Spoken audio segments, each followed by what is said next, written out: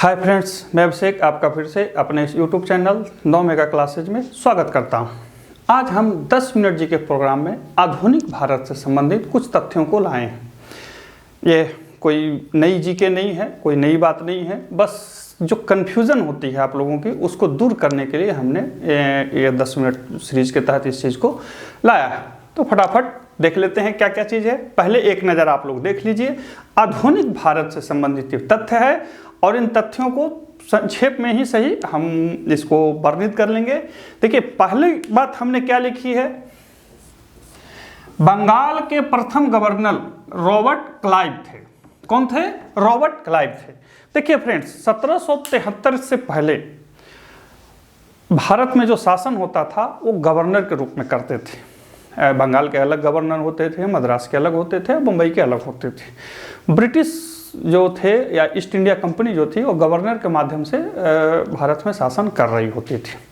तो आपने सुना होगा कि बैटल ऑफ प्लासी के बाद बंगाल अंग्रेजों के चरणों में लौटने लगा। तब लौटने लगा तो शासन व्यवस्था कुछ चाहिए। तो रॉबर्ट क्लाइव जो थे वो बंगाल के प्रथम गवर्नर थे। यहाँ पे ध्यान दीजिए कि मैंने गवर्नर जनरल नहीं बोला। कंफ्यूज यहीं पर लोग हो जाते हैं कि बंगाल के प्रथम गवर्नर जनरल कौन थे और बंगाल के प्रथम गवर्नर कौन थे। कंफ्यूजन नहीं रखिए, इसीलिए हमने ये जीके लाई है, यह सीरीज लाई है।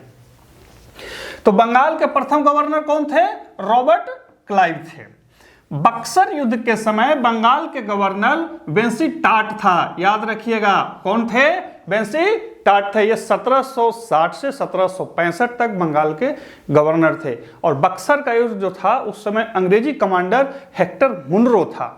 और बक्सर जो है वर्तमान में बिहार में गंगा नदी के किनारे है। अब आपसे पूछ लेगा कि बक्सर कहाँ है, तो बिहार में। किस नदी के किनारे? गंगा नदी के किनारे। कंफ्यूजन नहीं, कोई दिक्कत नहीं। गवर्नर कौन था?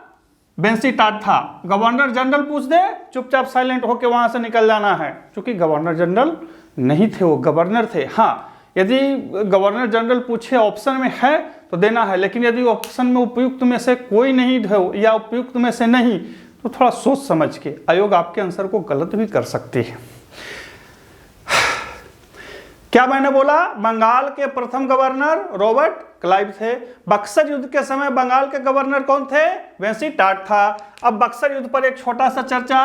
22 अक्टूबर 1764 को कब हुआ था फ्रेंड्स? 22 अक्टूबर 1764 को अंग्रेज कमांडर हेक्टर मुनरो। कौन था अंग्रेज कमांडर? Hector Munro. और भारत के 3 बड़ी शक्तियां थी। कौन थी भारत की 3 बड़ी शक्तियां थी? बंगाल था, खुद मुगलिया राजा थे, और अवध का नवाब था। और याद रखिए कि इस बक्सर के युद्ध के बाद ये तीनों पिटाने वाले थे। तो देखिए, आपसे प्रश्न पूछता है कि बक्सर युद्ध के समय निम्न में से कौन कौन सी भारतीय शक्तियां शामिल थी और कौन कहां का था। तो हमने इसके लिए भी एक अलग सा लिख दिया है। मीर कासिम जो था वो बंगाल का शासक था, या यूँ कहिए कि नवाब था। वो शासक नहीं था, नवाब था। मुगलिया राजा को कुछ कर वगैरह दे देते थे, बाकी इसका खुलेआम शासन था।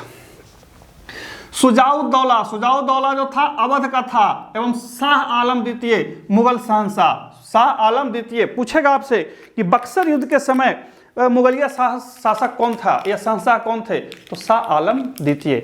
अवध से की ओर से कौन था? तो सुजाउद्दौला। और मीर कासिम कहां से था? बंगाल से।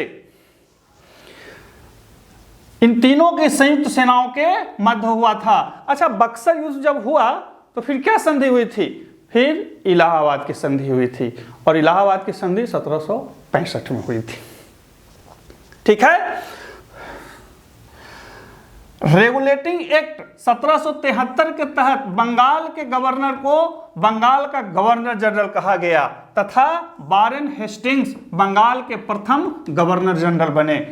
देखिए, अभी तक ये लोग क्या करते थे? गवर्नर के रूप में शासन करते थे। तो बंगाल का गवर्नर था। बाद में 1773 में जब रेगुलेटिंग एक्ट लाया गया तो उसके तहत बोला गया कि देखिए, अब गवर्नर नहीं होंगे, अब गवर्नर जनरल होंगे। बोलिए कि श्रीमान अंतर क्या है? अंतर है, पहले यानी कि 1773 के एक्ट से पहले बंगाल के अलग गवर्नर होते थे, मद्रास के अलग होते थे, बंबई के अलग होते थे। अब जब राज्य बढ़ गया, शासन सुदृढ़ करना था, तो तो उन्होंने बोला कि नहीं, गवर्नर तो होंगे लेकिन एक गवर्नर जनरल होगा जो पूरे भारतीय क्षेत्र को देखेगा। चूंकि बंगाल सबसे बड़ा प्रांत था तो यही के गवर्नर को गवर्नर जनरल में प्रमोट किया गया और बाकी जगहों के गवर्नर को अर्थात मद्रास के और बंबई के गवर्नर को इनके अधीन कर दिया गया। हालांकि प्रारंभ में आंशिक अधीनता थी लेकिन अधीन कर दिया गया। तो अब समझ में आया कि गवर्नर और गवर्नर जनरल में क्या अंतर हुआ। 1773 के एक्ट के तहत बंगाल के गवर्नर को बंगाल का गवर्नर जनरल कहा गया तथा वारेन हेस्टिंग्स बंगाल के प्रथम गवर्नर जनरल बने। अब यहां पर कहिए कि श्रीमान ठीक है, हम तो जानते थे, लेकिन अब पूछेगा कि भारत के प्रथम गवर्नर जनरल कौन थे, फिर कंफ्यूज होइएगा। देख लेते हैं, एक एक शब्द को देखेंगे। चार्टर एक्ट 1833 के तहत बंगाल के गवर्नर जनरल को, यहां पर जो बंगाल के गवर्नर जनरल थे उनको भारत का गवर्नर जनरल कहा गया। क्या कहा गया? भारत का गवर्नर जनरल कहा गया। यानी कि जो पद 1793 में बंगाल के गवर्नर जनरल बना वो 1833 में आकर के भारत का गवर्नर जनरल हो गया। और लॉर्ड विलियम बेंटिक भारत के प्रथम गवर्नर जनरल थे और बंगाल के अंतिम गवर्नर जनरल थे। ध्यान रखिएगा कि भारत के प्रथम गवर्नर जनरल कौन थे? Lord William Bentinck. और कभी कभी इसी को पूछ लेता है कि बंगाल के अंतिम गवर्नर जनरल कौन थे। बोलिएगा अरे बंगाल वाला कौन था भाई, ध्यान उतर गया नहीं। 1833 के, सीधा खुले माइंड से समझिए कि 1833 के एक्ट के तहत बंगाल के गवर्नर जनरल को प्रमोट करके भारत का गवर्नर जनरल कहा गया, गवर्नर जनरल ऑफ इंडिया।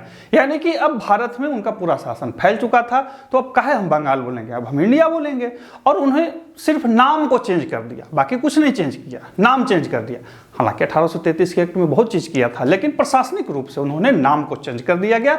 जो पहले बंगाल का गवर्नर जनरल था अब वो भारत का गवर्नर जनरल कहा जाने लगा। तो अब परीक्षाओं में यही पूछता है कि भारत के प्रथम गवर्नर जनरल कौन थे, तो लॉर्ड विलियम बेंटिक, जो आपकी टिक मार के आते होंगे। लेकिन यही पूछ दे कि बंगाल के अंतिम गवर्नर जनरल कौन थे, तो प्रथम तो हमको याद है वारेन हेस्टिंग्स, लेकिन अंतिम कौन होगा? यही विलियम बेंटिक। क्योंकि बंगाल वाला को भारत किया गया, तो एक स्टेप पीछे जाइए, भारत वाला को बंगाल कर जाएगा, तो लॉर्ड विलियम बेंटिक होंगे। महज 25 साल के बाद ही 1858 के भारत सरकार अधिनियम के तहत भारत के गवर्नर जनरल का नाम बदल करके भारत का वायसराय कर दिया गया। क्या कर दिया गया? वायसराय कहा गया। एवं लॉर्ड कैनिंग भारत के प्रथम वायसराय थे। कुछ चेंज नहीं करते थे, सिर्फ नाम चेंज कर दिए। अब नाम जब चेंज हुआ तो कुछ व्यवहारिक अंतर आई। क्या अंतर आई? अभी तक यानी कि जो गवर्नर जनरल होते थे वो सीधा ब्रिटिश नियंत्रण में नहीं थे। बोर्ड ऑफ कंट्रोल और बोर्ड ऑफ डायरेक्टर्स के इशारों पर या उन्हीं को रिपोर्ट करते थे, उन्हीं के सिस्टम में काम करते थे। 1857 की क्रांति में जब बहुत ज़्यादा क्या कह सकते हैं गड़बड़ हो गई, तो ब्रिटिश संसद ने बोला कंपनी को कि देखिए अब आप शासन करने के योग्य नहीं, अब शासन हमको दे दीजिए। और उसके बाद उन्होंने शासन को अपने हाथ में ले लिया और भारत का शासन सीधा ब्रिटिश ताज के पास चला गया। और भारत के जो प्रजा थी वो ब्रिटिश की प्रजा बन गई। अच्छे अच्छे शब्द लिखे गए। अपने दरबार का नाम सुना होगा। ब्रिटिशर जो शासन करते थे पूरी दुनिया में, लिखते तो बहुत अच्छे शब्दों में थे। आज भी हमारे यहाँ देखिएगा संसदीय अधिनियम कितने अच्छे नियमों से शब्दों से लिखे जाते हैं। तो भारत के गवर्नर जनरल को उन्होंने पद को समाप्त कर दिया। बोला कि अब हम भारत के वायसराय पद से नाम पुकारेंगे। अब भारत का शासन सीधा ब्रिटिश नियंत्रण के अधीन होगा और जो ब्रिटिश कानून बनाएगी संसद वो यहाँ लागू होगा। और यहाँ लागू करने के लिए हर प्रकार के चीज के लिए, किसी भी प्रकार के कानून के लिए ब्रिटिश संसद की मंजूरी आवश्यक होगी। पहले कंपनी थी, अब संसद आ गई और भारत का जो वायसराय था वो सीधा ताज के नियंत्रण में आ गया। किसके नियंत्रण में आ गया? ताज के नियंत्रण में आ गया। उस समय महारानी कौन थी? आप कमेंट करके बताइएगा। तो लॉर्ड कैनिंग भारत के प्रथम वायसराय थे। भारत के अंतिम गवर्नर जनरल पूछेगा तो भी लॉर्ड कैनिंग, अब प्रथम वायसराय जो पूछेगा वो भी लॉर्ड कैनिंग। बार बार मैं बोल रहा हूं, प्रथम और अंतिम एक ही रहता है, क्योंकि सिर्फ नाम चेंज हो रही थी। अगला है वायसराय सीधे ब्रिटिश सरकार द्वारा नियुक्त होता था। वायसराय किसके द्वारा नियुक्त होता था? सीधे ब्रिटिश सरकार द्वारा, यानी कि राजा अनुशंसित करते थे। राजा से नीचे कोई हटा भी नहीं, ब्रिटिश संसद की अनुशंसा पर राजा ही हटा सकते थे, बाकी कोई नहीं हटा सकता था। इसीलिए इसको ताज का नियंत्रण कहा गया। किसका नियंत्रण कहा गया? ब्रिटिश ताज का नियंत्रण कहा गया। पूछते थे आपसे कि ब्रिटिश ताज के नियंत्रण में रहते थे गवर्नर, गवर्नर जनरल, वायसराय, तो वायसराय जो थे सीधे ताज के नियंत्रण में रहते थे। तो इस तरह से एक कुछ कंफ्यूजन वाली चीजें थी, इसे हमने लिख रखा है। फिर से मैं बोल दूं आपको, हो सकता है पढ़ने में दिक्कत हो। बंगाल के प्रथम गवर्नर रॉबर्ट क्लाइव थे। बक्सर युद्ध के समय बंगाल के गवर्नर वेंसी टाट था, 1760 से 65 तक रहा था। बक्सर युद्ध 22 अक्टूबर 1764 को हुआ था। अंग्रेज कमांडर हेक्टर मुनरो था, याद रखिएगा। और मीर कासिम बंगाल का, सुजाउद्दौला अवध का, शाह आलम द्वितीय मुगल शहंशाह थे, और इनकी हार हुई। और बक्सर जो है वर्तमान में बिहार में गंगा नदी के तट पर है। रेगुलेटिंग एक्ट 1773 के तहत बंगाल के गवर्नर को बंगाल का गवर्नर जनरल कहा गया, और वारेन हेस्टिंग्स बंगाल के प्रथम गवर्नर जनरल थे। और इसी एक्ट के तहत क्या कहते हैं, मद्रास और मुंबई को बंगाल के अंदर लाया गया। हालांकि इसके लिए हमने अलग वीडियो बना रखी है, आप उसको देख सकते हैं। चार्टर एक्ट 1833 के तहत बंगाल के गवर्नर जनरल को भारत का गवर्नर जनरल कहा गया। यानी कि आपसे पूछेगा कि किस एक्ट के तहत बंगाल के गवर्नर जनरल के नाम को बदल करके भारत का गवर्नर जनरल बोला गया, तो चार्टर एक्ट 1833। कौन थे? Lord William Bentinck. यानी कि चार्टर एक्ट 33 जब आया तो उस समय लॉर्ड विलियम बेंटिक थे, और वही बंगाल के गवर्नर जनरल से प्रमोट होकर के भारत के गवर्नर जनरल बन गए। कालांतर में विद्रोह के बाद 1858 में आया भारत सरकार अधिनियम, और इसके तहत भारत के गवर्नर जनरल को प्रमोट करके वायसराय कर दिया गया। क्या कर दिया गया? वायसराय। कब तक रहा? 1947 तक। अंतिम कौन थे भारत के इंग्लैंड की ओर से नियुक्त होने वाले अंतिम वायसराय कौन थे? आपने सुना होगा, लॉर्ड माउंटबेटन। और प्रथम भारतीय कौन थे? कमेंट करके बताइएगा। वायसराय सीधे ब्रिटिश सरकार द्वारा नियुक्त होती थी, और इसको पूछता है कभी कभी ताज के नियंत्रण में। तो भारत के शासन को सीधे सीधे ताज के नियंत्रण में कब लाया गया? 1858 के भारत सरकार अधिनियम में। तो ये था हमारा एक छोटा सा प्रयास आपके कंफ्यूजन को दूर करने का।